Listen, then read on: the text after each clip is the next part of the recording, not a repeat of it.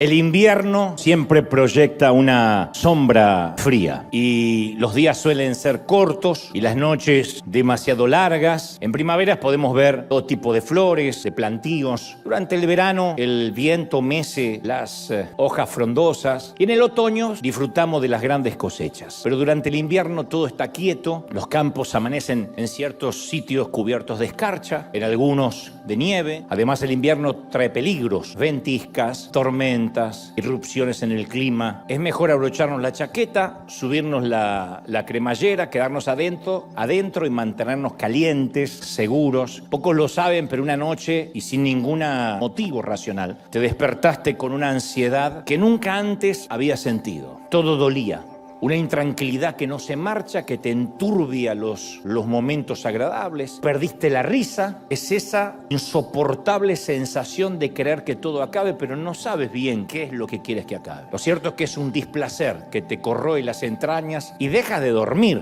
Entonces cuando dejas de descansar no te puedes nunca desconectar de tus pensamientos y librarte a las manos del inconsciente. Entonces continúas la vida sin descanso y en modo de piloto automático. O sea, haces las tareas de la casa, vas a trabajar, pero no estás ahí. La depresión duele así. Y no es una metáfora, duele. Cuando llega el invierno te puedes mudar, puedes cambiar de trabajo, puedes cambiar de cónyuge, pero la nube oscura nunca cambia. Con el tiempo simplemente la nube te acompaña y define tu propio cielo. Y tal vez hasta incluso enfrentes una crisis de fe. Ni siquiera es necesario que para que te ocurra esto atravieses algo de una magnitud innegable como un divorcio. A veces es simplemente el impacto acumulativo de toda una vida, lo que llaman el famoso efecto residual, que uno va aguantando, va soportando, va resistiendo y un día colapsamos. Y la gente de la iglesia encima nunca ayuda, especialmente porque no lo entiende y ni nos enseñaron a entenderlo. Te dicen generalmente que te pongas a orar, si dices estoy triste, te dicen ponte a cantar, que reprendas la depresión, que te bañes. Bueno, eso siempre es un buen consejo, pero que leas la Biblia. Pero nadie puede convencerte que van a dejar de dolerte los golpes, especialmente cuando estás en medio de una paliza. Porque no es que la iglesia te dice, te voy a ayudar a reponerte al postoperatorio. No, te dicen, no te tiene que doler cuando la vida te está dando. Y lo único que quieres es que los golpes se acaben. Necesitas una tregua, un descanso. No hace mucho conocí a una mujer que había perdido a un hijo adolescente en un accidente de tránsito. Y una mujer cristiana de su propia congregación le dijo,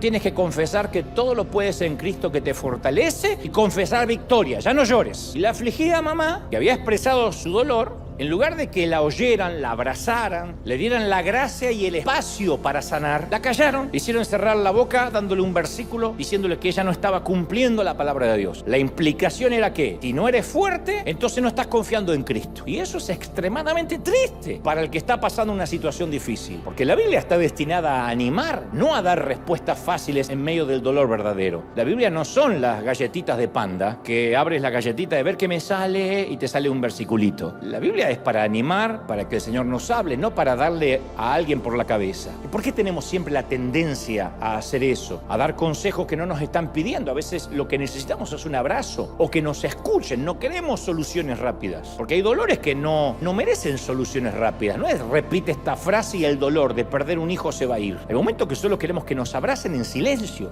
¿Por qué tratamos siempre de arreglar a los que sufren? ¿Por qué creemos que el sufrimiento es una temporada de vergüenza? ¿Por qué no podemos tolerar, por ejemplo, que un cristiano atraviese una temporada de tristeza? ¿Por qué no podemos estar tristes si la tristeza es una de las emociones que nos regaló el Señor? El Señor estuvo triste hasta la muerte. Y no tenemos en la iglesia una teología de la adversidad. No la hemos desarrollado. Como que el evangelio del empoderamiento permeó tanto la vida del creyente que escuchamos demasiado la palabra positivo, positivo, positivo y se nos asegura que si practicamos la confesión positiva nos van a pasar cosas positivas. Y yo creo que sí, el optimismo es una gran cosa. Lo malo es que la vida no siempre es positiva. Y si nuestra mente está cableada o conformada para ser inexorablemente positiva, va a llegar el momento en que estemos viviendo en un metaverso imaginario, en un mundo sin sentido común. A mí me gusta ser positivo, yo me considero un tipo medianamente positivo. Pero hay algo que también creo, que si uno no tiene un punto de vista realista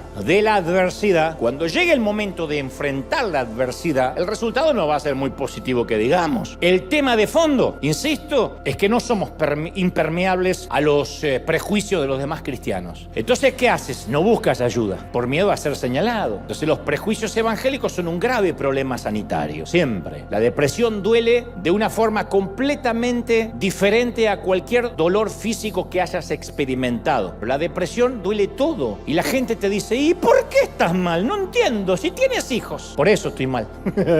Y uno hasta le da vergüenza decir estoy triste, porque tiene razón en ese sentido. La depresión, la tristeza no se deja comprender y no tiene una solución inmediata. Y no eres plenamente consciente de que algo anda mal hasta que algo se rompe en tu interior. Y no se soluciona con un par de suturas. Ojalá fuera una herida que se soluciona con un par de suturas y un apósito. Mucho menos con que te oren o que pases adelante y te impongan las manos. Ojalá fuera así de fácil. ¿Cómo reparas algo que sabes que está dañado, pero no sabes cómo está dañado ni en dónde? La depresión es un camino a través de una noche de invierno.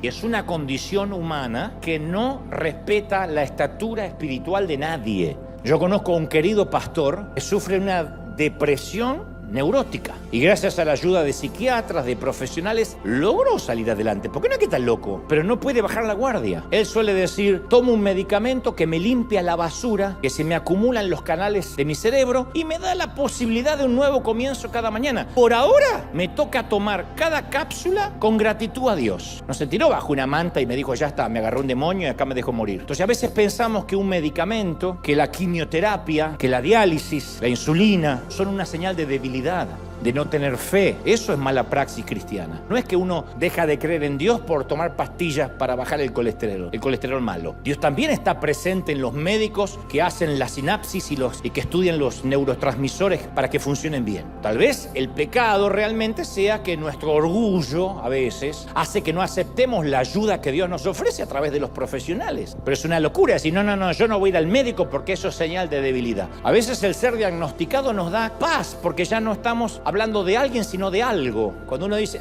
este es el diagnóstico, esta es mi patología, uno se da cuenta que está luchando con algo, con una patología. No es que yo soy loco porque heredé el carácter del abuelo y salí a mi vieja. No es así. Es una patología. Cuando uno sabe que no lucha con alguien, sino con algo, hasta calma al núcleo familiar. Entonces, otra vez, pregunto, ¿puede que estés atrapado en una melancolía perpetua? Yo conozco una mamá que sí, una mamá de 3 hijos, 2 en pañales y 1 discapacitado. Su esposo desertó y esta mujer quedó con los 3 chiquitos. Uno de sus chiquitos necesita que lo alimenten, lo cambien y lo bañen de por vida. Y yo sé que hay gente aquí que se identifica con estos casos, tal vez no puntualmente con estos, pero con la misma sensación. Entonces, ¿cuándo fue que te diste cuenta que la vida no te iba a resultar como esperabas? Tus padres se divorciaron, tu cónyuge fue infiel, tu salud nunca mejora, está frágil, tu mundo se convierte en un círculo ártico de días oscuros. Los inviernos son parte de la vida, señores, son parte de la vida. Yo nunca he tenido una experiencia mística o empírica. Me refiero a que nunca yo he tenido una epifanía. Dios se me apareció y me habló con voz audible, algo que incluya el departamento de efectos especiales del cielo. Nunca. Pero sí he tenido temporadas en que yo sentía a Dios muy cerca. Y cuando vivimos esos tiempos los recordamos como regalos. Son momentos que no suelen ser la regla general. No es que Dios no quiera estar cerca, pero cuando uno recuerda esos momentos en que uno habla con Dios, maravilloso. La vida no es un eterno verano tropical, salpicado con algunos inviernos de tanto en tanto. No, la vida es al revés y no soy pesimista, soy realista. Pero lo más duro del invierno es que a veces sentimos que Dios se ha ido. Eso es lo peor. No que Dios se fue, uno lo siente así. Salmos 88:14 describe el dolor más grande del salmista. David dice, Dios, ¿por qué escondes de mí tu rostro? No es que Dios lo estaba haciendo, pero así se sentía David. ¿Por qué cuando yo te hablo, Dios, tú das vuelta el rostro? ¿Por qué lo escondes? Yo creo que es lo mismo que sintió Jesús en la cruz cuando dijo, Padre, ¿por qué me has desamparado? Entonces,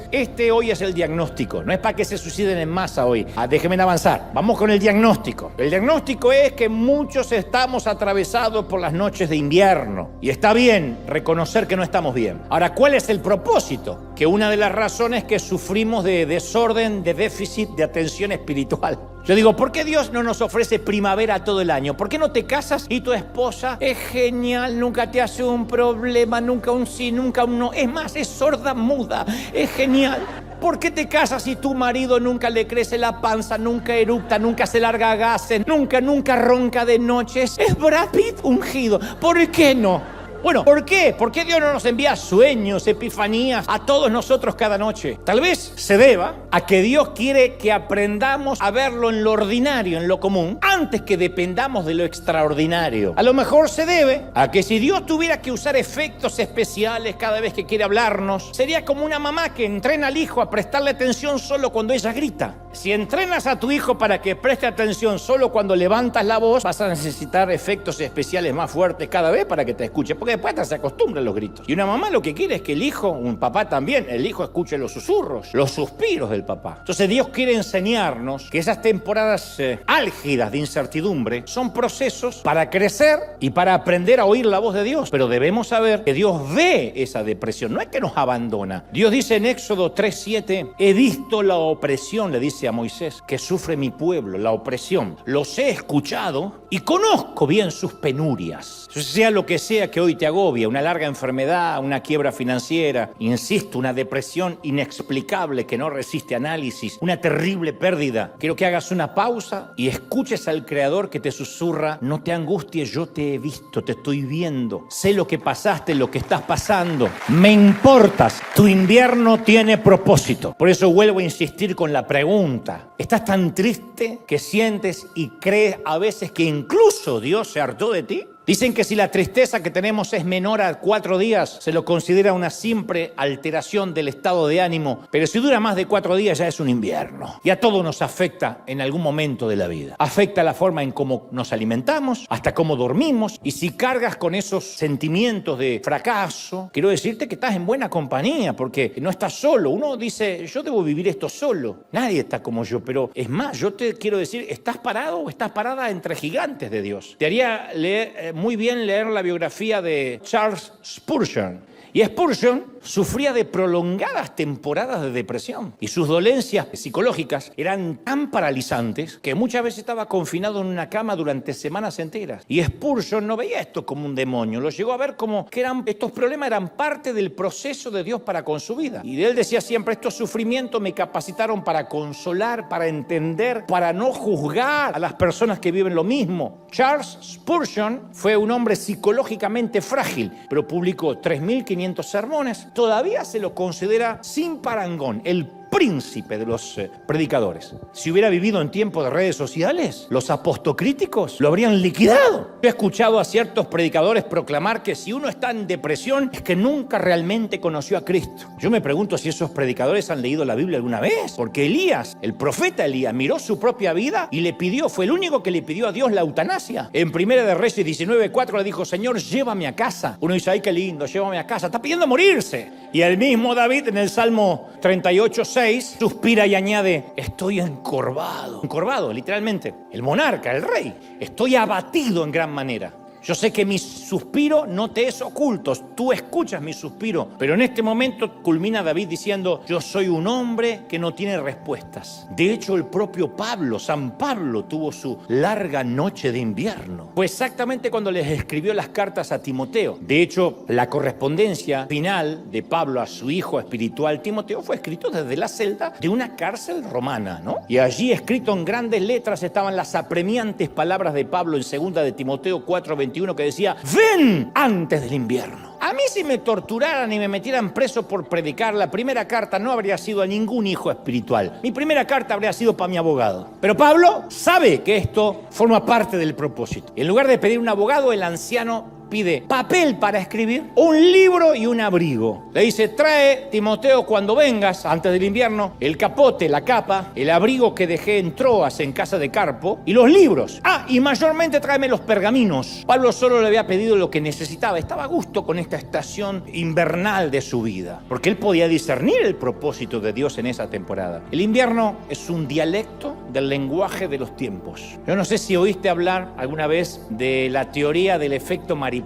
Por lo menos hay películas que hablan del efecto mariposa. La teoría afirma que el aleteo de las alas de una mariposa se puede sentir al otro lado del mundo. O sea, según este concepto, el aleteo de una mariposa en Florida agita la más pequeña de las ráfagas de aire, ¿no? Esa ráfaga de aire crece y crece milimétricamente, chiquitito, ondulando alrededor del globo terráqueo hasta que se convierte en una tormenta caótica al otro lado del planeta. Ahora, yo estoy de acuerdo con la idea que las cosas pequeñas producen grandes acontecimientos. Ahora, yo no concuerdo con eso de la parte aleatoria en cuanto al ser humano. Yo no creo que los hijos de Dios somos víctimas de los aleteos. Yo no creo que ciudades enteras sean arrasadas por el mar a causa de la voluntad caprichosa de un insecto. Si fuera así, todo es causa y efecto, casualidad y suerte, y no habría consuelo, porque nadie tendría propósito. Pero si yo encuentro consuelo en las promesas como estas, Salmos 115:3 dice: nuestro Dios está en los cielos, en su trono, y puede hacer lo que se le plazca. Eso me consuela. Hay un rey.